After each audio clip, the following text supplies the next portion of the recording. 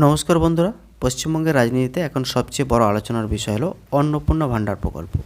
নতুন সরকার গঠনের পর থেকেই সাধারণ মানুষের মনে প্রশ্ন জাগবে, কবে থেকে পাওয়া যাবে মাসে 3,000 টাকা?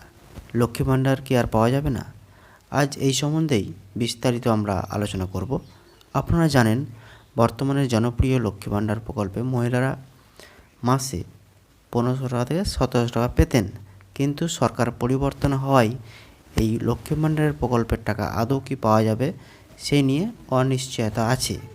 তবে চিন্তার কোনো কারণ নেই, লক্ষ্মী ভাণ্ডারের মতোই নতুন প্রকল্প অন্নপূর্ণা ভাণ্ডারে আপনারা পেতে চলেছেন 3,000 টাকা করে। তো কারা কারা আবেদন করতে পারবেন?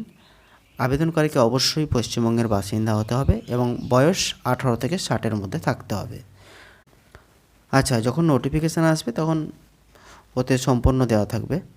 তবে আপনাদেরকে আগেই বলে রাখি, আবেদন করার জন্য আপনাদের কাছে যা যা জোগাড় করার প্রয়োজন সেটা হচ্ছে Aadhaar card, voter card, bank passbook, এগুলো সব জেরক্স করে রাখবেন, পাসপোর্ট সাইজের ফটো, কাস্ট সার্টিফিকেট এবং সঙ্গে রেশন কার্ডটাও দিয়ে দেবেন।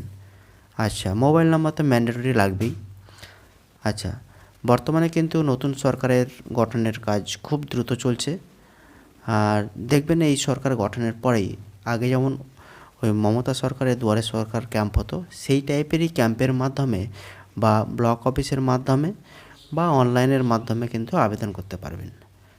আচ্ছা, তবে আমি বলে রাখি, এখনও কিন্তু অনলাইন পোর্টাল শুরু হয়নি। বেশ, শেষে বলি, অন্নপূর্ণা ভাণ্ডার প্রকল্পের অফিসিয়াল ফর্ম বেরোলে আমরা আমাদের চ্যানেলে আপনাদের জানিয়ে দেব, তাই চ্যানেলটিকে আপনারা সাবস্ক্রাইব করে রাখুন।